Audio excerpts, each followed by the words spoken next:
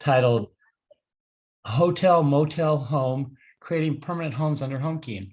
And learn about some really exciting initiatives in the San Joaquin Valley. So I'm going to turn it over to David Cadu from the California Housing Partnership. I want to thank the California Housing Partnership. You've done at least 3 workshops for us in the last 2 days, maybe 4. And I'm sure that we'll see someone tomorrow. But anyway, thank you for all your support and bringing really important knowledge to our attendees. So, your show, David. Great. Thank you very much, Bob. And, I'd like to take the opportunity to thank you and the organizers of this summit for allowing us to present today. And, also especially for all of your work and pulling together, what's been a great conference under some pretty difficult circumstances. We all know that it's a little extra effort that goes into doing one of these things virtually, and really appreciate the job everybody's done. So thank you very much. We'll do our best to have a cat or dog interrupt one of the sessions today. No promises, but we'll give it our best shot. So before we introduce all of our panelists, I just want to take this opportunity to open a couple of polls through the Whova app so that we can track exactly who we've got in the audience today. We're always curious to know that. So if you could make sure you answer those polls, we'd appreciate that. So I'll go through the introductions now. Our first speaker will be Sasha Wasatki Kerrigan, who's the Data and Research Unit Chief for the Housing Policy Division at HCD.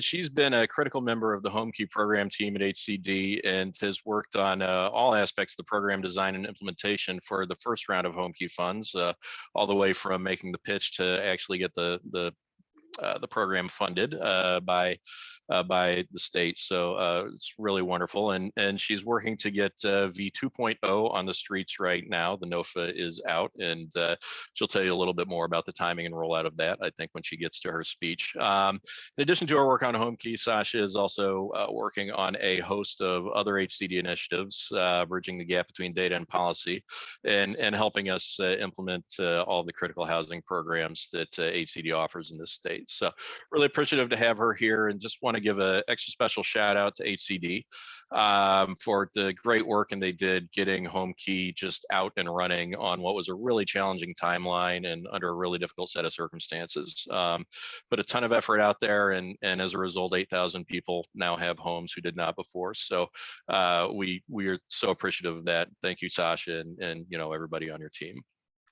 Our second panelist is Jody Ketcheside, who's the regional director at Turning Point of Central California. Turning Point is an agency that provides housing and service programs over a broad swath of the state, from Humboldt County all the way down to Kern County and a good chunk of the Central Coast.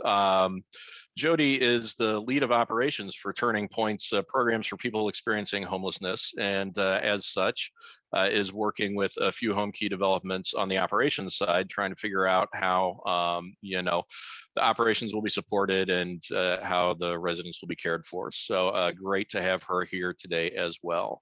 And our final panelist is Michael Duarte, who is the Chief Real Estate Officer from Fresno Housing. Michael oversees all of the real estate development programs at Fresno Housing, and during his tenure, he's developed thousands of units, including budget over $600 million in aggregate. His team has applied for and received a handful of Home Key awards in the first round, and so it's great to have him on board to talk us through some of the real estate considerations of the program as they move forward. So thank you, Michael, for joining us today. So with that, hopefully everybody's had a chance to take a look at the polls. Can we get the results there, please? Yes. So for the first question, what type of organization are you currently with? We have 4 from a public housing authority. We have 4 from a city/county/state housing agency.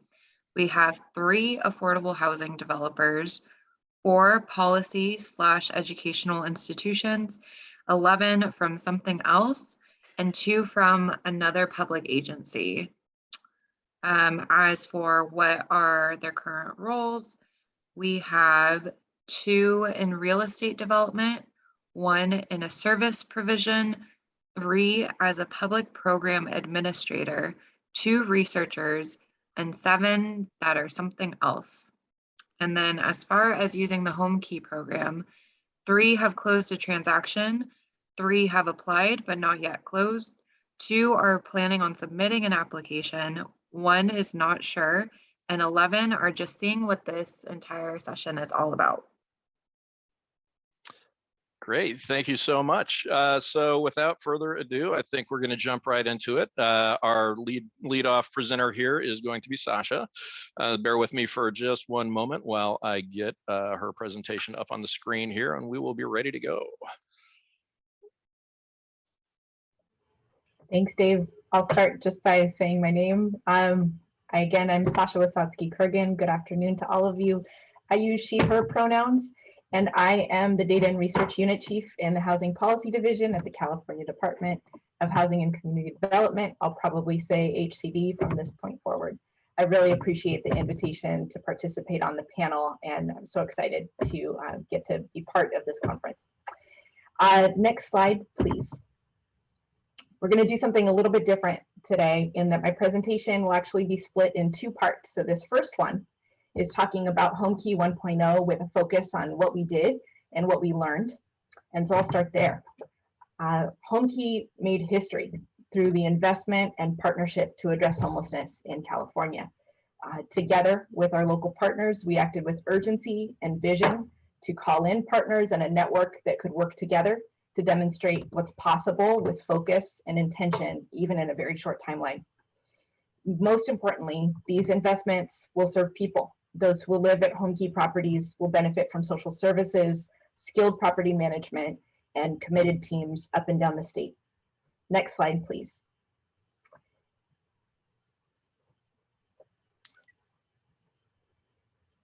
Great. So this provides a little bit of background just to show that 2 things. Well, one, HomeKey was a response to 2 emergencies, both the existing crisis of homelessness and the emergent crisis of COVID-19.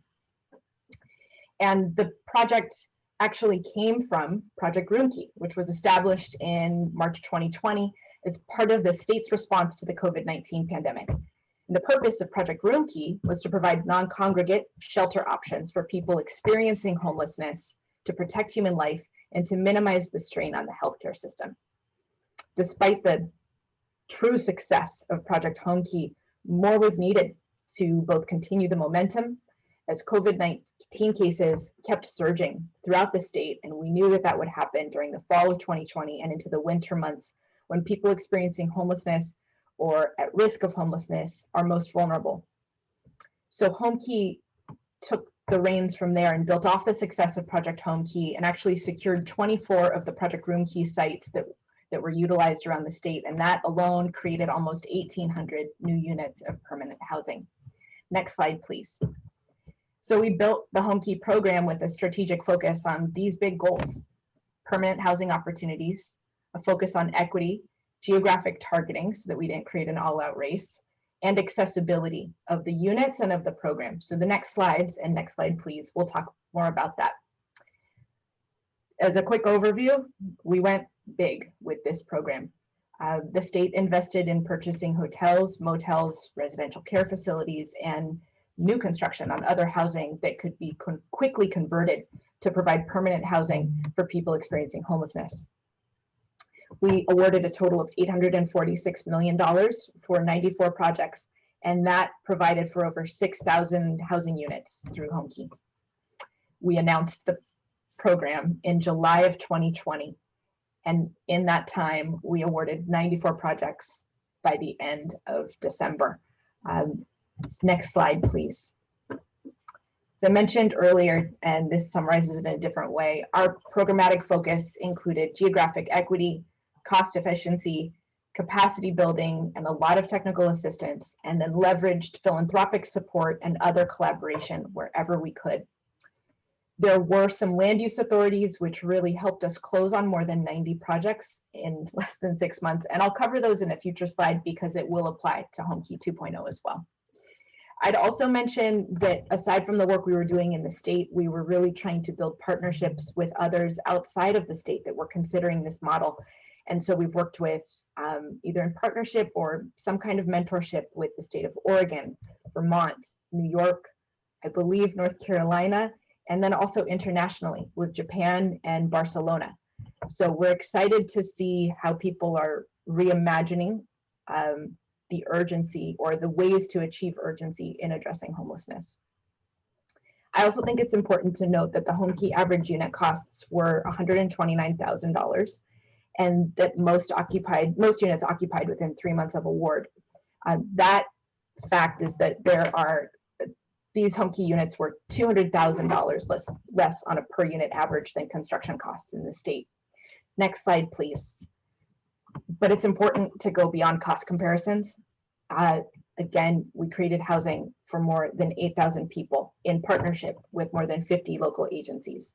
Those 6,050 doors turned into almost 6,000 homes in 120 project sites.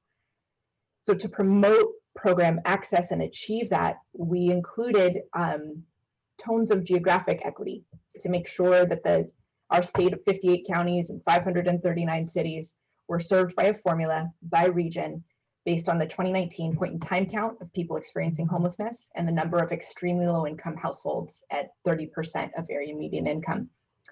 We held those funds by region for the initial application period so that we could do our best to fund projects throughout the state, and I'm very happy to share that it worked. We did that hold for geographies because we knew that some partners were ready to go and had capacity to close on real estate deals on their own. And we wanted to ensure that we promoted geographic equity and hold space for jurisdictions which may not have that same capacity or experience. And we didn't want to create an all-out race statewide. At the same time, we brought some other tools to bear. Next slide, please. So while Home Key evolved quickly last year, we'd already been focusing on several planning initiatives to address housing needs statewide. And so we really started with the premise in some data, and I promise to not focus on numbers too much, but it is important to say that more than 50% of Californians are spending more than 30% of their gross income on housing costs, and that the vast majority of cities and counties are not yet meeting their planning goals to create housing at any income level, but we're furthest behind in creating affordable housing for lower income households. These conditions exist in California, and we know that they're existing nationally. The most recent report from the National Low Income Housing Coalition shows that a minimum wage worker cannot afford housing anywhere in the nation. So this is not unique to California. It doesn't mean that it's good. So these conditions don't only tie to the rate of homelessness, but to pressures that cause increases in homelessness. So we really tried to leverage technical assistance to reduce barriers to participation. And we did as much as we could think of in the time allotted. And one of those things was requiring a pre-application consultation between the applicants and our team at HCD. You'll also see that in Home Key 2.0. Next slide, please.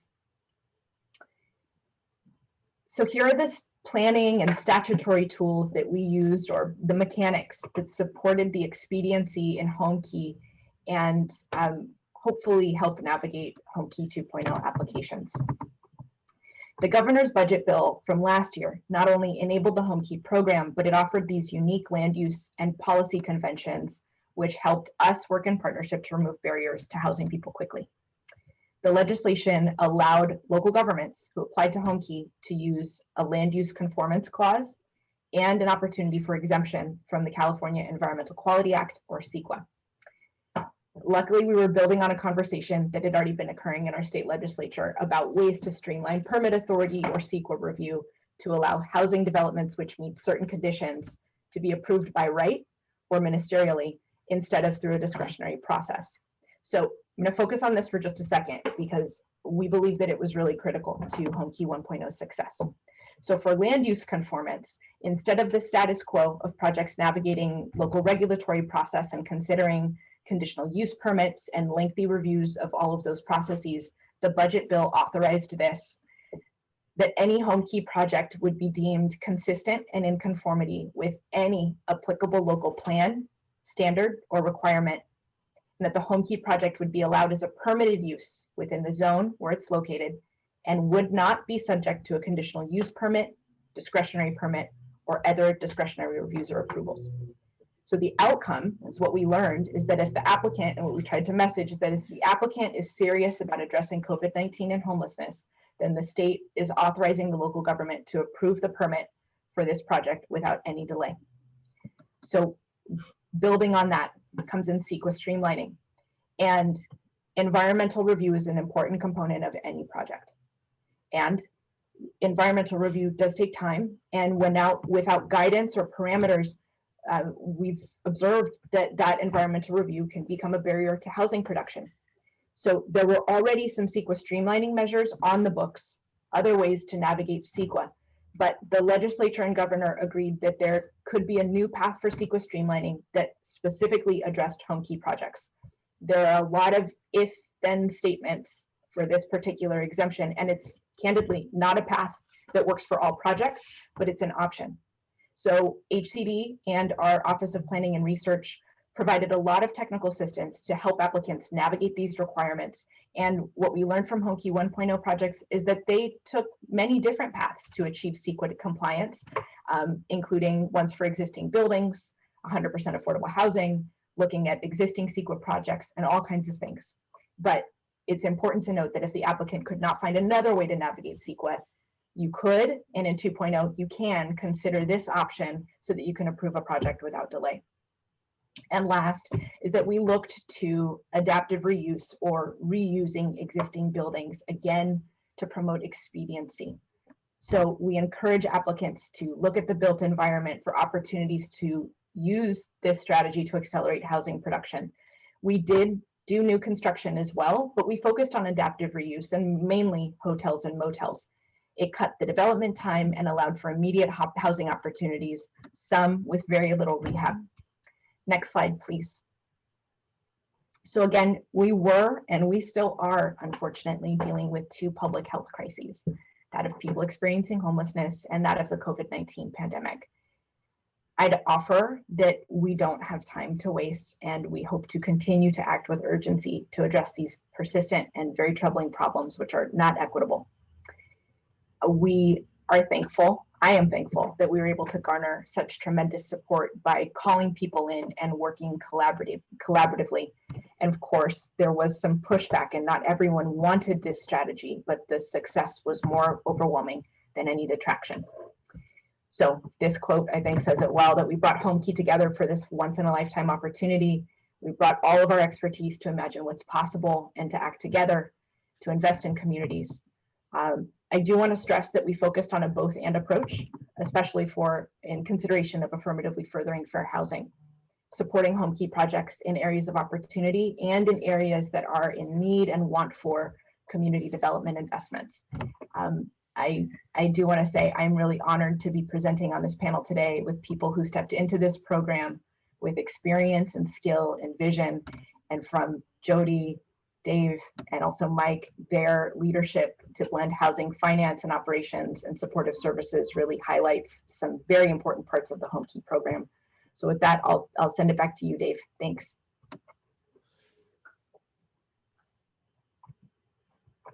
Great. Thank you very much, Sasha. Really appreciate your presentation there. I forgot to mention when I was doing housekeeping up front that we will be hoping to take questions after each presentation. For those of you who have questions for Sasha, fear not, she will be back to present the second half of her presentation later on. But just so you know, you can enter any questions you have into the chat, and we'll get to those after each individual speaker is done.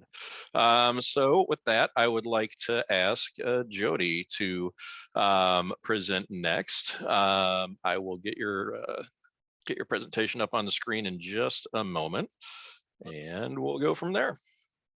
Sounds good. Okay. You go to the next one. Okay, got it. Hi. So in February of 2021, we opened 3 hotels that were part of the Homekey purchases, and one was a transfer from another shelter location into one of the motels that was purchased. They are all operate as interim housing. Step Up on 99 operates as transitional housing. We have families with children at that location. We have over 60 households, but the sizes vary. What we found is that there are a lot of really large households out there in need of shelter. They do pay a small portion of rent once they get in and get stabilized and have their income. Most of them need some sort of like being reconnected with CalWorks or other programs that they were a lot of times previously engaged with. We opened that one on February 1st of 2021, and it was completely full by February 8th with over 180 occupants. Currently, we are operating at just over 200 occupants. So household sizes, as you can see, are quite large. Sun Lodge, we serve single adults and couples, no children, in 96 rooms. It is low barrier. It's an emergency shelter or triage shelter model. We opened that one February 1st of 2021, and that one was completely full within 3 days with over 120 occupants. Next slide. Journey Home also serves single adults and couples with no children in 76 rooms, also very low barrier. We operate that one as an emergency shelter triage model. We opened February 8th on that one, 2021. Sorry about my typo. And that one was completely full within 3 days with over 80 occupants. So one of the things I want to point out is that we do hear a lot of narratives of people not being out on the streets and not wanting help. And I think that how quickly that these programs filled up is a testament to it really is important for communities to have various models of intervention so that folks can find something that is comfortable for them to accept help. Next slide. So we had a lot of partnerships in place. The first one that emerged was with Fresno Housing Authority, as they were the grantee for the Home Key funds. The city of Fresno, the county of Fresno, we work with the Fresno Madera Continuum of Care. We have a mental health services provider, Kingsview Path, that comes on site to provide those services. We work closely with the school district's homeless liaison. That program is called Project Access in Fresno. We work with medical providers to come on site to do testing, vaccinations, and even a mobile unit that'll come on site and do things like test blood sugar and flu shots and things like that. And then we also have a lot of donors that have contributed items, supplies, bedding, all kinds of different things. And we've had events where other agencies have come out and provided like food trucks and Easter egg hunts for the kids and things like that. Next slide. So the funding is a hodgepodge of various funding streams. Our contract, Turning Point of Central California, is with the Fresno Housing Authority, and we also have one with the city of Fresno to pull these funds together. City of Fresno is contributing HAP funds, ESGCV funds, and CDBG-CV funds. The County of Fresno is utilizing CARES Act funding, and then we also have the rental contribution at the family site where they contribute rent to the program. Next slide.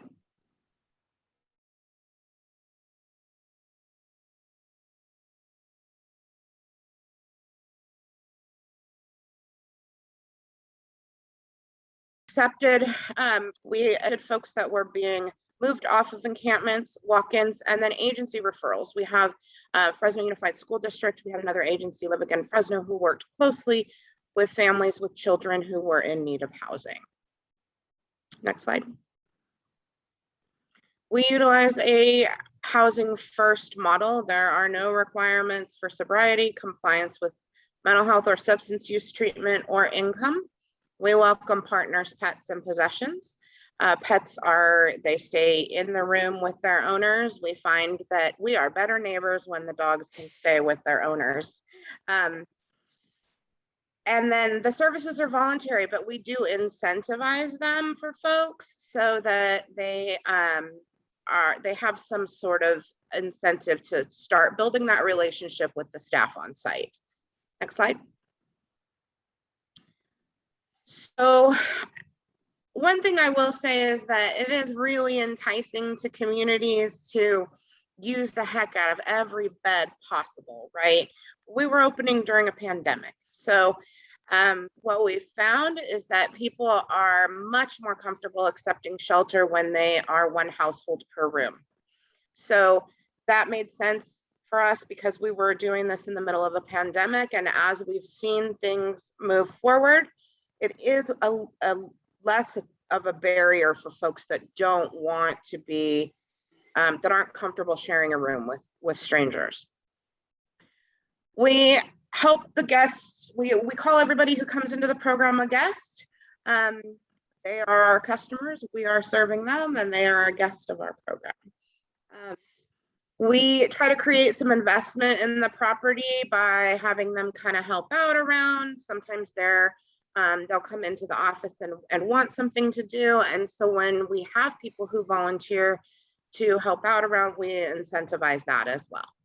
So we have a closet of supplies that they can pick from if they need something that we normally wouldn't provide. We have small gift certificates that for like the fast food places or restaurants that are in the area, and grocery gift cards as well. Common areas really helps with keeping the option open to socialize. And there's less need for folks to kind of be in and out of each other's rooms. One of the things that Fresno Housing Authority did is they equipped all of the properties with like a dog park. So there's a fenced area for folks to walk their dogs.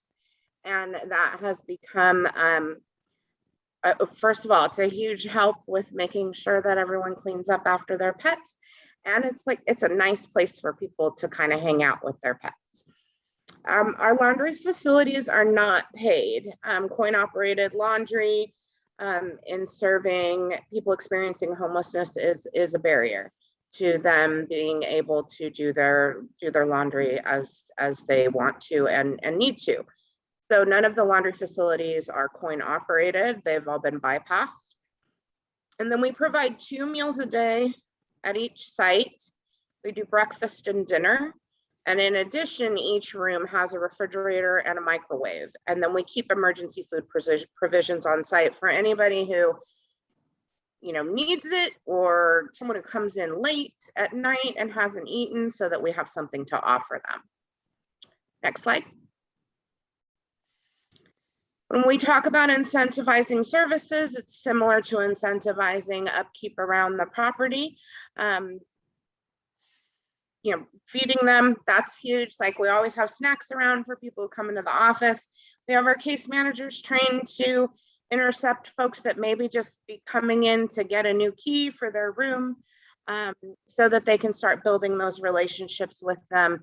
And it's not such a formal meeting. So we try really hard to engage with people in the normal day-to-day stuff. So it's not like, oh, come here and meet with your case manager. The services are flexible. So we stagger our case management shifts so that they're not all Monday through Friday, 8 to 5. We have folks that are on site on the weekends as well. We staff the programs 24/7, and we also have security on staff at night. So there's always somebody there that can meet a need. Sometimes it's something as simple as reprogramming a key. Sometimes it's, food. Sometimes it's, something happened with my bedding, but they can always come and get supplies from us in the offices. We kind of try to create community throughout the program.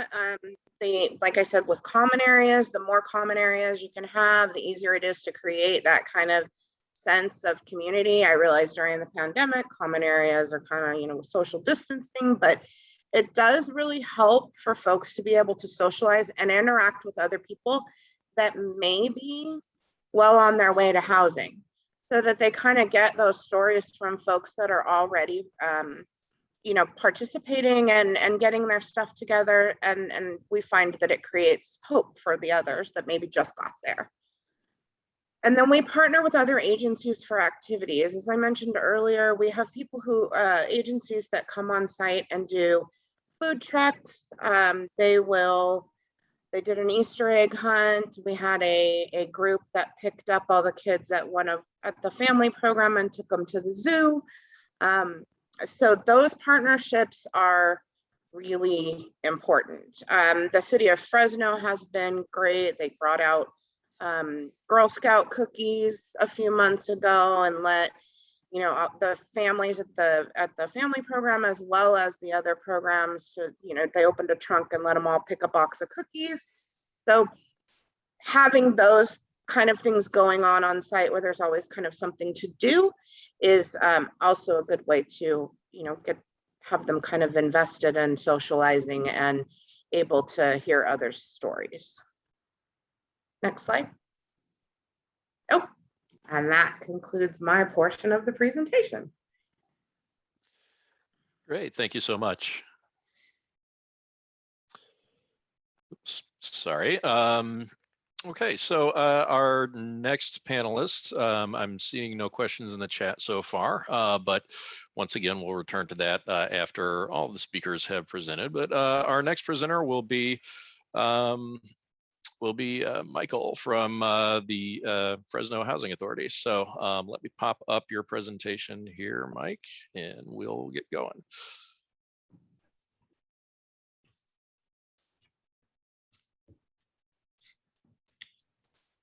Great, thanks, David. Absolutely. So Sasha talked a little bit about HomeKey and the framework for that, and Jody certainly talked about the program and services offered. I'm going to focus more on the real estate side and the different considerations as part of that.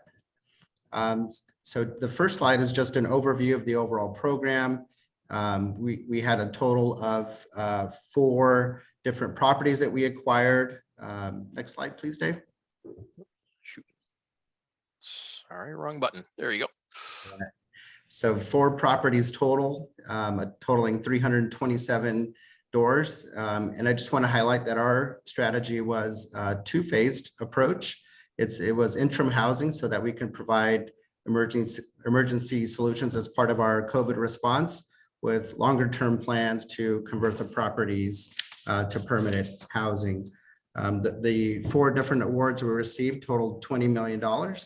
And that was both for the acquisition of the assets, as well as majority of the repairs that were done, and as well as soft costs associated with the transaction itself.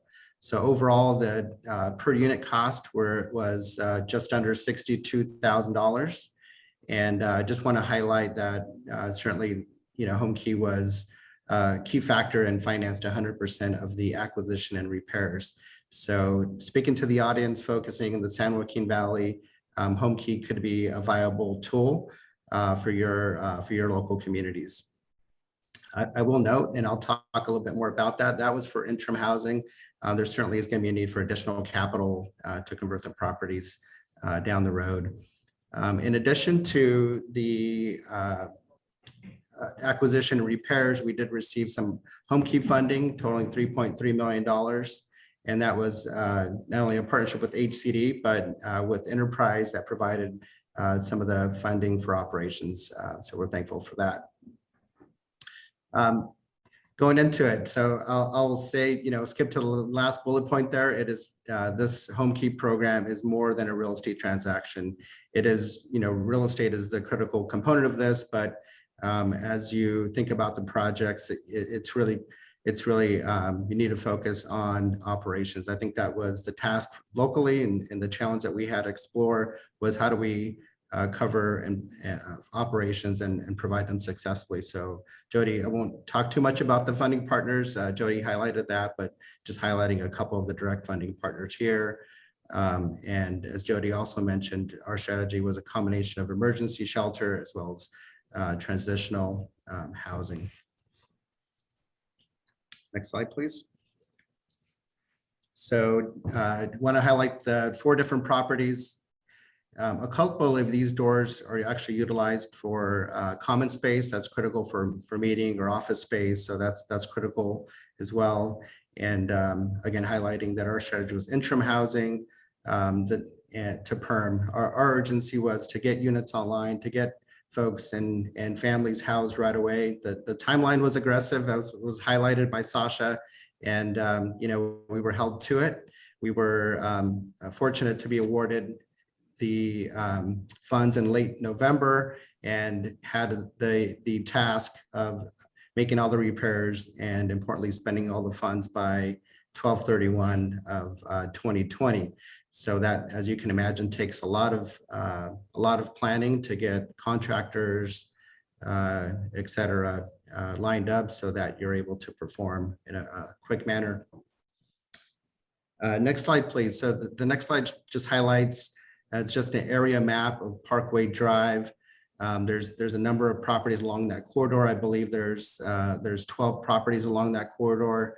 As part of our effort, it's really been a challenged area in this section of Fresno.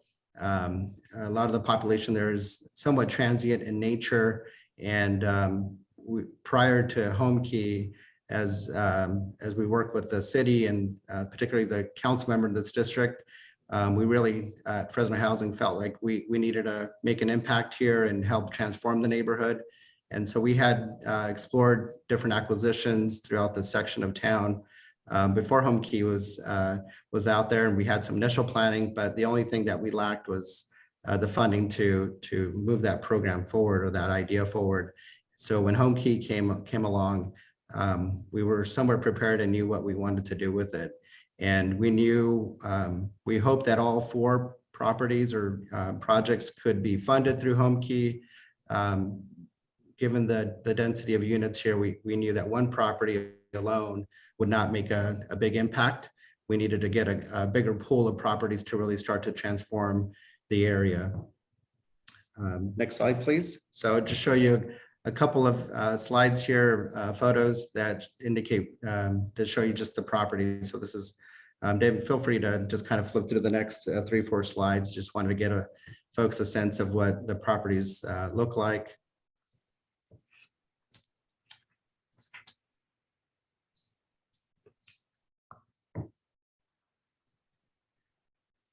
Thank you. So number of repairs at flooring, it was paint, making sure all the toilets flushed, that everything was functionable, air conditioning, of course. Furnishings were important. We provide basic household goods. All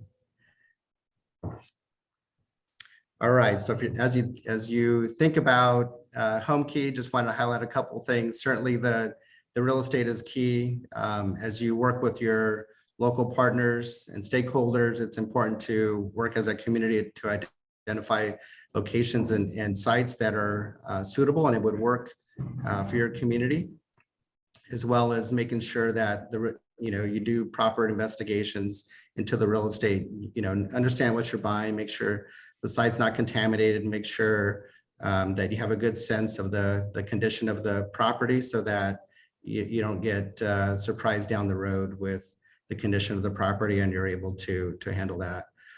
Certainly identify your partners and your potential funders early and often meet with them.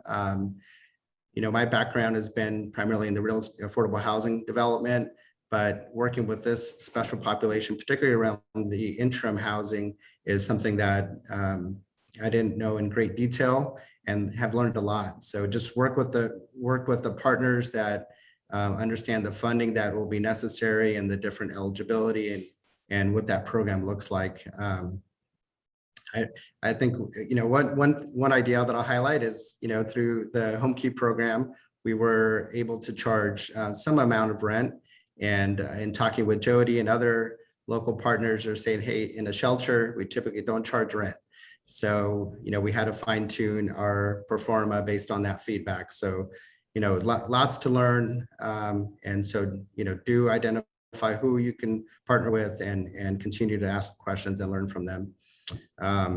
And this Home Key is a long-term commitment. So our plan is interim housing, a lot of attention being put to the interim housing, make sure that works and we're able to operate quickly and make impacts quickly. But with our plan being permanent housing long-term, we also need to be thinking about now, although we're planning to convert over the next couple of years, what that housing could look like, and start getting financing plans together. And then lastly, I'll move on to permanent conversion. But with us and here in Fresno, it really started with having a vision, long-term vision for the assets. As part of this planning, and so we've already talked about the 4 sites that Fresno Housing acquired through HomeKey. Since that time, our partner in the city of Fresno has purchased 2 more properties along that corridor, and both of those are now operational. So 6 of the larger properties are now under ownership of the city and or the housing authority. And as part of our efforts moving forward, we want to kind of master plan the area, if you will. The land use in that area is great. It's already in place. It's allow for mixed use, and many of the services that are needed on a daily basis, particularly for this population, are not available. So that's part of our plan, is how do we bring these amenities. So Jody talked about on-site laundry. Part of that, it's the great amenity for the neighborhood or for the residents, but there is no laundry facility in that section of town. You would have to commute out a couple of miles to find the nearest laundry facility. So if anybody's interested in the laundry facility business, you should look at this market. But as part of our permanent conversion, HomeKey is generally 30% of the area median income or below, and also serving homeless individuals. Our long-term plan is, which is still in progress in our planning efforts with HCD, is ultimately in our permanent housing strategy to provide a mix of incomes, as well as a mix of uses to really help bring the vibrancy back to this neighborhood. As part of our vision, the motel rooms would be converted to a mix, so more into a apartment feel, a traditional apartment complex feel, with units ranging anywhere from studios up to as large as 3-bedroom units. And of course, as part of that, I mentioned earlier, we are going to have to raise more capital to actually pay for the conversions of the property. So that's something we're thinking about, and actually already out applying for funding for a couple of the projects. Our plan is to convert generally between, our goal is to start converting the properties as soon as year 3, and hopefully we're making some traction by year 5. And on my final slide, I wanted to kind of just give you an image, a sense of a site plan of that, how we envision to redevelop the sites. So you'll see buildings there. Most of the buildings there are existing buildings. I did have kind of a red oval on what is a new construction building. Most of these properties, at least the ones in our portfolio, tend to have large parking lots that provide opportunity for the addition of more units. This property in particular is Sun Lodge, which has 98 motel rooms at the moment. Our plan is to, for example, a studio would be essentially the same footprint of the unit, but a 1-bedroom would take 2 motel rooms and combine them into a single unit. So one would be kind of the common area, kitchen, bathroom, living space, and then a bedroom as well. So we'd take 2 units and combine them into one. And same thing with 2 bedrooms, we'd take 3 motel rooms and create 2 bedrooms. So start to get a different mix. And then as well as we introduced new construction. So most of the new construction would be a mix of 2 and 3 bedroom units. So these 98 existing units would convert to permanent housing for a total of 63 units, apartment units, and that would include the new construction as well. So, and again, adding different amenities to including community spaces, play areas for the kids, and meeting all certainly the building codes for residential. That concludes my presentation, Dave. Thank you very much. Great, thank you, Michael. So bring it back here. And it appears that we do not have any questions at this point.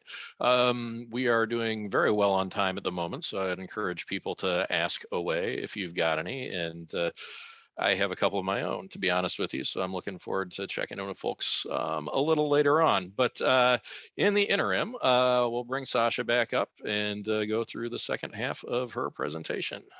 Get this on the screen real quick, Sasha. Thanks, Dave. While you're pulling that up, I will just say that this this part of my presentation is in no way intended to take the place of the NOFA webinar. Sorry, the Notice of Funding Availability or NOFA webinar that's happening on September 30th. So there will be a chance to ask much more detailed questions. I'm sure there might be some about 2.0, but I'm going to try and give coverage of what we're looking at for the next round or for this round. Next slide, please. So this slide shows the total amount awarded or that's allocated to HCD for HomeKey. $2.75 billion. There's actually another $3 billion that's set aside for the Health and Human Service Agency, where they'll be creating a similar program, but more focused on clinically enriched behavioral health housing and more residential care facilities for the area, for the elderly and boarding care facilities. So if you see 5.8 billion, that is actually HCD's portion of 2.75 and 3 billion. But in this round of HomeKey, we're not releasing the full 2.75. We're releasing 1.45 billion in HomeKey funding. Some of them are from ARPA, from the feds, and then 250 million in general fund. So this is round one of HomeKey 2.0. It is important to say that the funding will be available, and there we go. I won the race of having a cat interrupt. I will not be able to stop him. I apologize. There we go. Dave, you're right. Apologies, everyone. Okay, so the funding will be available through 2024. The funds must be expended no later than 2026, but there's more specificity in the timeline. Next slide, please. So the NOFA was released on September 8th. Similar to round one, we'll be releasing the application a little bit after the NOFA. He's competing with me. I really apologize. The stakeholder webinar will happen at the end of this month. Again, on the 30th, you can register on our website. And then the final day for the application bonus award and for geographic pools, one of which is for the San Joaquin Valley, will be at the end of January in 2022. After that, the funds are still available, but the geographic holds go away. That's similar to what we had in round one. The final application due date is May 2nd, 2022, or until funds are exhausted, which could happen earlier. We just don't know. This last part of the slide that says continuous, that's two parts of continuous in our process at HCD, both for the award announcements, where we intend to make continuous announcements, but want to generally announce the awards within 45 days of the department's receipt of a complete and accurate application, and all required supplemental documentation. The standard agreements will be issued continuously after the department's receipt of all the remaining required information and documentation. Next slide, please. So this kind of to Michael's point, thinking about how to be successful in a project, and this is, you know, maybe some thoughts on how to be successful in your application. There are multiple paths to success, and that is really, how do you pass threshold? And the reason why I say there's multiple paths is because we expect and we're trying to encourage a diversity of projects through some of our set-asides and other bonuses that you might see. But that said, the applications that will score well are those with established partnerships with experienced developers and service providers with a track record of working with the population that you intend to serve in the HomeKey project, in the HomeKey property that you're applying to run. Having site control is also important. That can be demonstrated in a variety of ways. So it may not be fee title. You could have a ground lease. You could be on a path to having a ground lease. Similar to what we heard from Jody and from Michael, access to amenities is an important consideration for the success of the property, for the success of the households that will live there.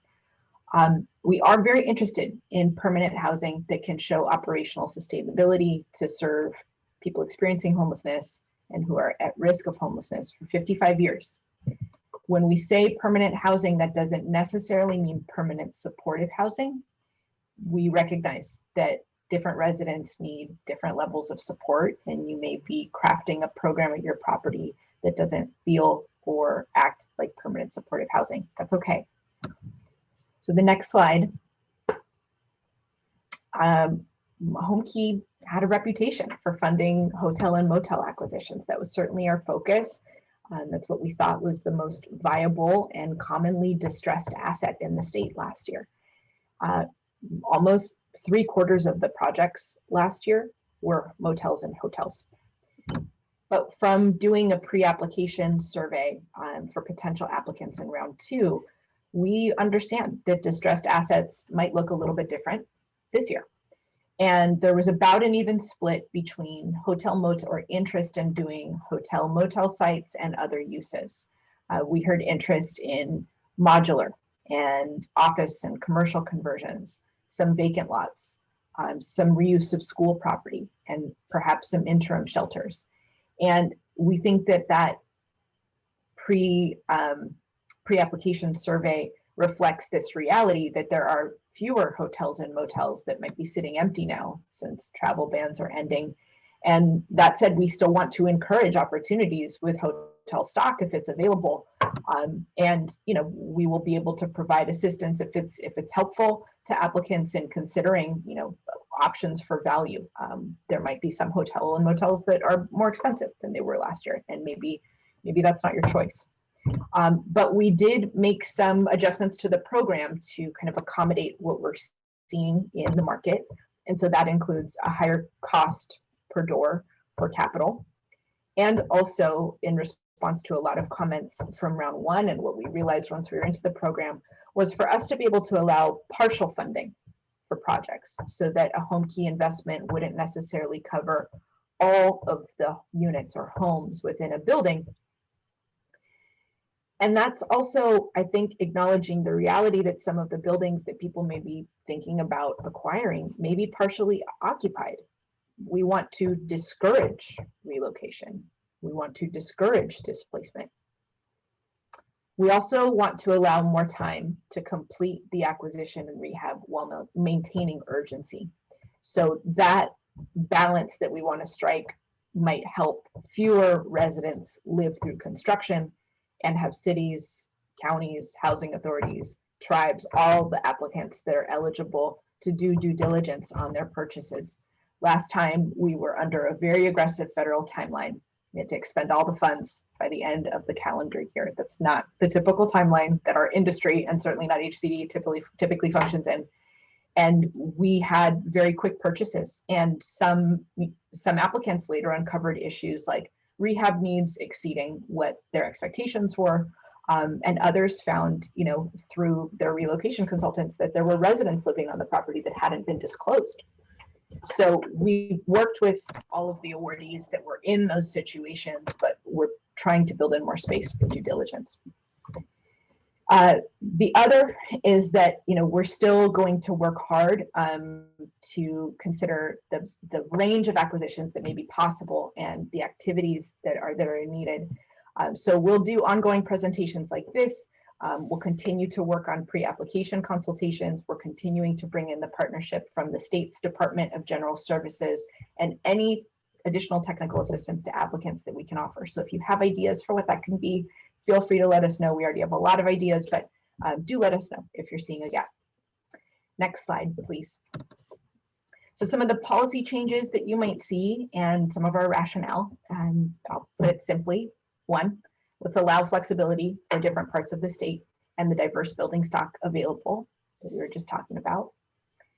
2nd, let's make sure that we're meeting the needs of people and households who are frequently left out, including populations where there may not always be funding to serve, continuing to make space for tribal entities to apply and successfully receive awards under this program, and then ensure that we're making upfront investments and also making sure that there's quality and sustainability for the long run of the housing.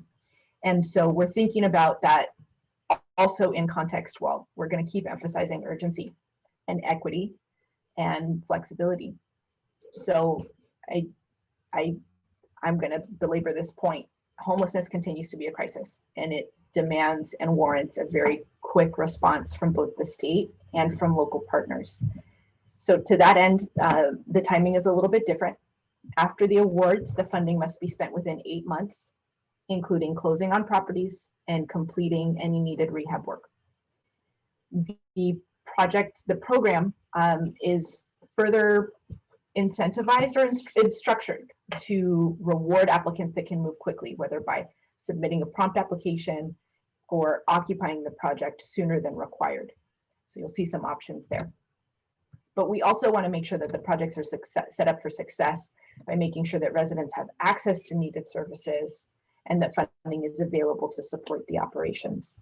So we are very interested in applications from those with experience who serve the target populations, as well as sites that are close to amenities, and that we will provide technical assistance. We'll not only offer funding on operations, but provide technical assistance on other state funding and as many creative ideas as we could come up with to think about what other funding is available. Next slide, please. So we look forward to continuing to partner with you all and with local governments and other stakeholders to make this next round of HomeKey even more successful. The slide deck here also includes some other resources about HomeKey, including a study by the National Alliance to End Homelessness and other materials. And I'd offer, this isn't just promotion of the program, but they may be helpful as you consider both the HomeKey 2.0 opportunity and as you consider ways to build partnerships such as those that we heard about today. So do let us know if we can be resourceful, and I'm happy, he's back. I'm happy to answer any questions. Thanks again. Great. Thank you very much, Sasha. So we have got a handful of questions here. Before we kick into those, I'd like to let folks know that we are going to offer all these presentations in PDF form and upload them to the Whova website as soon as I can get out of the suit and back into my pajamas. So we will have those up for you shortly after the presentation. So we've got a handful of questions now. The first, I'll throw this out to all members of the panel. Are the HomeKey initiatives required to provide access to public transportation? I would think location is important. Sasha, perhaps you should take that one on first. Yeah, so not required, but we're interested in making sure that residents can have access to amenities. And sometimes that is useful to be close to transportation. There's all kinds of benefits. I'm not going to lecture on integrating housing and transportation investments together. We have made space for the location to be incentivized both in round one and in round two of proximity to transit.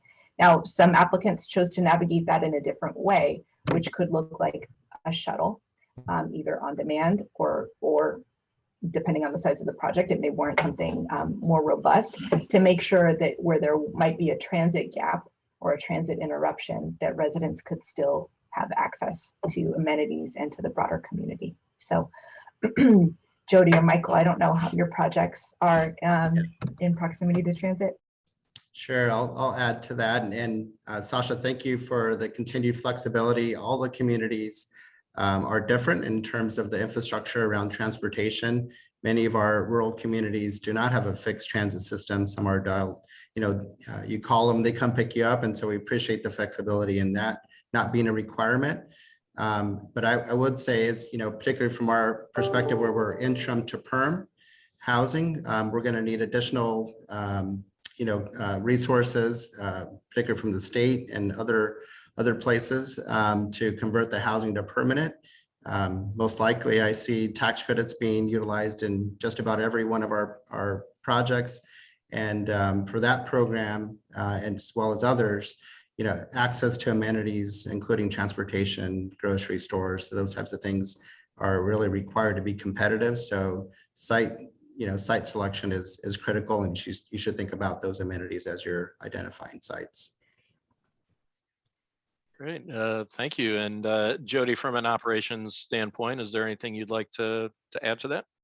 Yeah, so we are the locations are all close to public transit, but we also do have a van on site at each of the properties so that we can provide some transportation for emergencies, for picking up groceries, that kind of a thing. So and that helps a lot with making sure that folks are able to get what they need. We do a lot of prescription picking up, that kind of thing. Great, thank you very Dave, much. I just a little more nuance. I can be specific. So as I mentioned, there's a lot of ways to achieve threshold.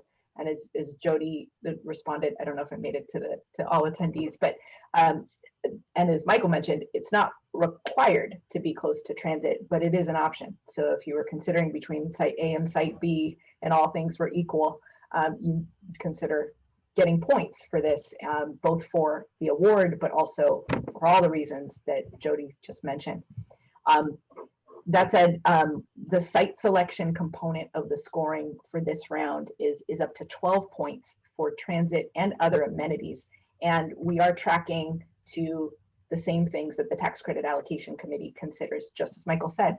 So we're trying to line up home key projects that if they are choosing to navigate a path towards TCAC awards, that we're showing, like, you could also be competitive, and so you might want to consider these things. So it's grocery stores, health facilities, libraries, pharmacies, and for projects that are serving homeless youth, we are adding other points for proximity to schools.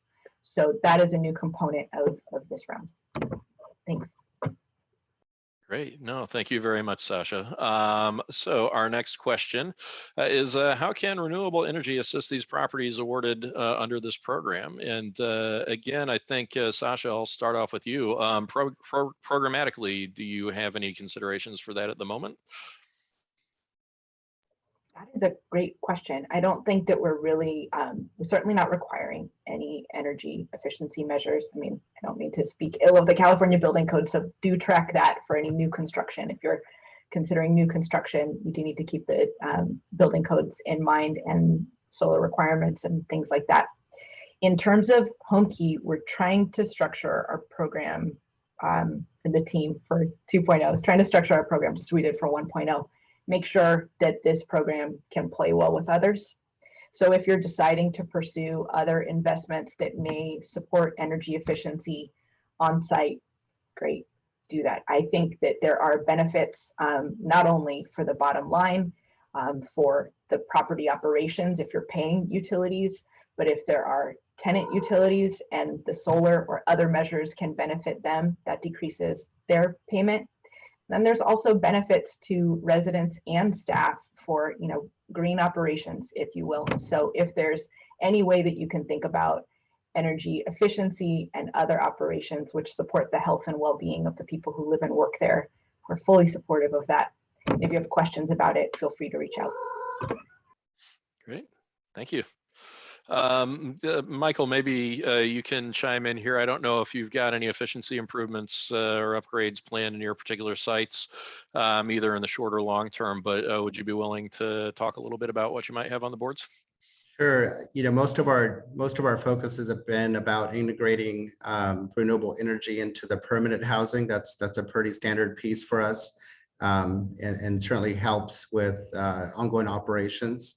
If I would certainly encourage folks to look at opportunities even for interim housing to seek financing, et cetera, to have renewable energy as part of our operational cost is that we pay for all the utilities, everything from electricity to the water bills. And so if you're able to get incentives or otherwise finance renewable energy on site, that would help your bottom line and your need for operating capital. So certainly would encourage folks to look at that. Great, thank you very much, Michael. So I've got a couple of questions here, and if folks in the audience want to continue tossing questions in the chat, feel free. But I'd like to ask Jody, if we have people out there who are looking to apply under this program from an operational standpoint, is there any advice you'd give folks in terms of what they should be looking at in terms of, what's existing in the building to make sure that, the properties can operate as smoothly as possible once you start moving residents in? Yes, ADA rooms, definitely, even if you're not serving folks in wheelchairs and they may look completely able-bodied when they come in, not having showers that they don't have to step up over into is helpful. We do serve a lot of people that can be under the influence, and so those kinds of things are excellent to have. I think close to transportation is important. I'm looking at an area that people will be willing to go to. I think location is huge. And as Mike mentioned, like we've really impacted the former industry that was in that area, and by being there, we reduced a lot of that activity, which has been great. But it's going to take some time for people to take that reputation out of their minds, right? But this is what was available, and we wanted to do something transformative down there. So those are all things to think about. And I really think the ability for folks to have their own room has been really helpful in getting the harder to serve population off the streets and into shelter. Great. Oh, that's a great insight. Thank you so much for sharing that with us. I'll kick the next question over to Michael. So Mike, if you talked a little bit about having sort of a two-step approach to developing these properties, right? You've got an interim use and then a redevelopment plan a little later on down the line. In terms of the risk involved with being able to assemble the financing and put all that together, I mean, are there any considerations you took into account when crafting these plans, such as ensuring that the interim use could be viable for some set period of time, or any other things that you would consider as folks look at this? Yeah, and I'm still up late at night thinking about this and worried about it. But the I mentioned that HomeKey is a great program to help the acquisition of the asset and the repairs of the asset. It's really the ongoing operations that are tough. The population that we serve have the ability to pay very little rent or no rent at all.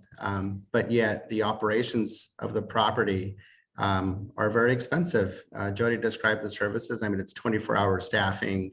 We pay for utilities, the case management, meals. Meals are a lot more expensive than I thought. So it's very expensive. And we were fortunate to have some of our partners step up and within the city and the county to step up with funding.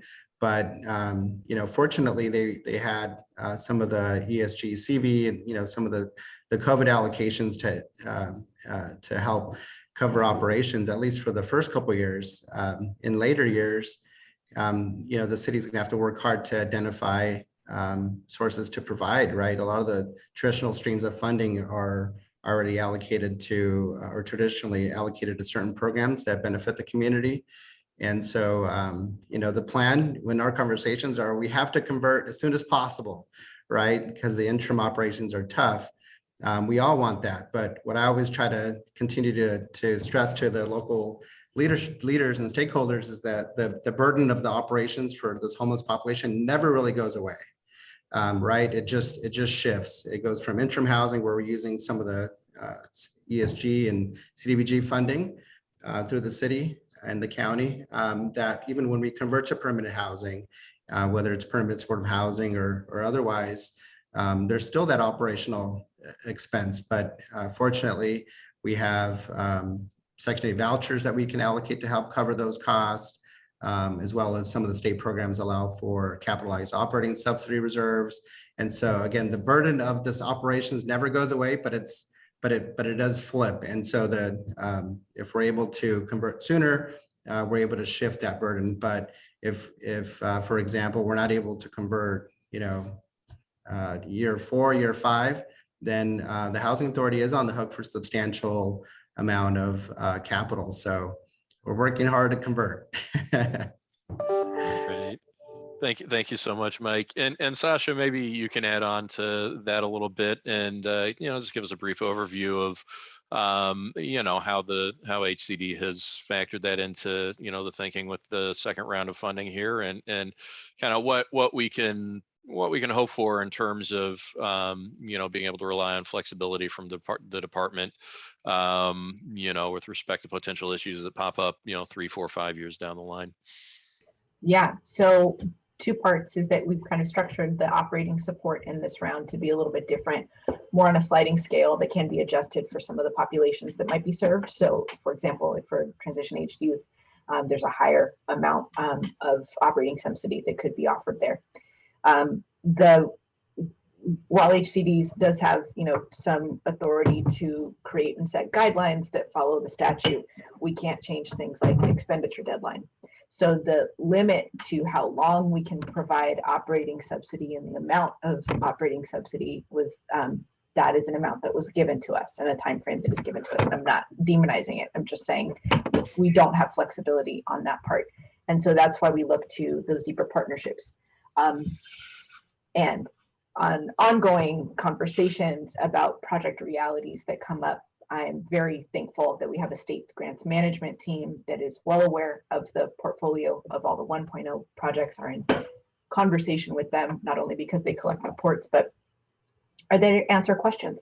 So the state's grants management team is part of the Division of State Financial Assistance within HCD, and they are there to administer the grant, but also to answer these questions. And I know that Mike is in conversation with them when needed. And that's what they're there for. We are really excited about ways to see some innovation. And that looked like last time, you know, calling in support from philanthropic partners, and the state was able to leverage some of those partnerships and then provide operating support to at least every applicant with philanthropic awards. And so they looked and felt like the general fund allocation, but they came with that technical assistance that Mike mentioned from enterprise. So that was something else to kind of build in some support. Not every applicant needed the same support, and so enterprise's support looked different. The other piece, and it's kind of to Mike's point about the cost that is required for addressing homelessness, and definitely heard.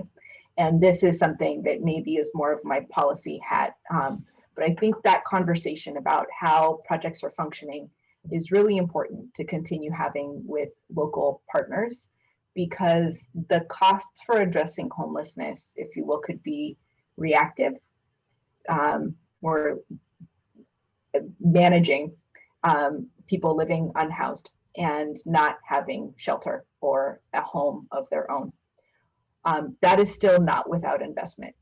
It just feels reactive and emergent. What we heard from the other panelists today and all the home key projects is that these are strategies to make sure that people can have stability, and plenty of research shows that there are cost savings, not to mention the human cost savings. And so that is part of the conversation that needs to keep happening. How do we shift thinking? How do we shift resources? And certainly, you know, we're here from that for a policy perspective. We're here for that for ongoing conversations. And I think that the success stories that we can all share and the challenges about what it takes to house people and keep them housed are important to that narrative, and go far beyond the money, but that's part of the conversation. So just a couple of thoughts. Great. Well, thank you very much, Sasha. That's very helpful. And I'll stick with you for one final question before we wrap up here. Other than tuning into the HCD webinar that is going to happen next Thursday, Thursday, correct? Awesome, I got that Yes, right. So yes, other than tuning into that webinar next Thursday, say we've got somebody who's not worked the Home Key program before, they're on the fence about whether or not they want to dip their toe in the pool. What would be one piece of advice you'd give them to try and, you know, persuade them to jump in and be part of this program? Be brave. I am certain, again, just from a data perspective, and we can all see it in all of our communities around the state, there are people experiencing homelessness. There are seniors, there are families, there are children who need homes. That enough is a reason. The second is that we really are serious about removing barriers to participation in this program. Those geographic holds are part of it, and our technical assistance is part of it. So there's no obligation to apply. even if you take a pre-application consultation with us. And so at least say yes to that. Say yes to the conversation where you can ask questions that I promise we've probably heard them before, or we should. And there's no question that's off the table. We worked with applicants who had never applied to state housing programs before, and we met them where they were at. Our technical assistance bench allows us to do that. So this isn't only for the highest capacity jurisdictions that have all of this figured out and do it all the time. And so we're trying to accommodate as much as we can on the time frame, but we're here to help. And so when I'm saying be brave and be bold, it's also be brave in asking questions that might be uncomfortable. It's better to get them out up front, and let's see if we can make this work for a project, hopefully, that serves the needs of your community. Great. Thank you very much, Sasha. And I will back that up and personally vouch for the work that the HCD team has done in doing their intake process. You know, I sat in on a number of those calls and they were extremely helpful. So I can't recommend that enough to folks who might be considering using this program. So I believe in the absence of other questions, we are a shade on the early side, but I'm pretty much out of questions myself. I might toss this back to Bob and see if we can wrap up here. No, thank you. Thank you. That was a very good ball that the four of you shared with all of us. It's a great session. A lot of very specific information. I was actually chuckling a bit when I was thinking about sort of how some of the housing is moving from hourly rental to permanent housing in some of the motels. So it's a really great tool and strategy. And thank you again for the examples. And the presentations are going to be on Whova. So please take advantage of it. And sort of concludes our second day. We have quick recap is we have 4 sessions today. We had one on new and emerging funding sources, the particular focus on environmental funding sources and the AHSC initiative, some of the new parts to it. We had a session on leadership, learn, lead, and lift, which was really good about leadership strategies, trends, behaviors. Then we did home guarantee with Faith in Valley, and then we ended up with this really informative session on HomeKey, and I have a much better sense, and I know that a lot of our attendees and members do. So again, I want to thank the panel. We're not finished. Tomorrow is our third and last day. And I should just mention again, the materials are in Whova. You can access them for up to 6 months, so you don't have to. So when you need them for the application in December, they're there. And also check the community board and post things and keep this interactive and share a lot of really valuable information. Tomorrow's our last day, and we start at 9:30. And actually, I get the opportunity not to just be, I get to be a panelist tomorrow. So I'm really excited, looking forward to that. So we have 4 workshops tomorrow on natural disasters, manufactured housing, grid resiliency, and housing trust funds. So we really covered the gamut and provided, and it's been really wonderful panels. And again, thank your panel and all the panels we've had. And have a good evening, and we'll hope to see most of you tomorrow at 9:30. Thanks again. Oh, Andrea, any announcements that you want to make? No, Bob, you got it all. Thanks again, everyone. Have a good evening.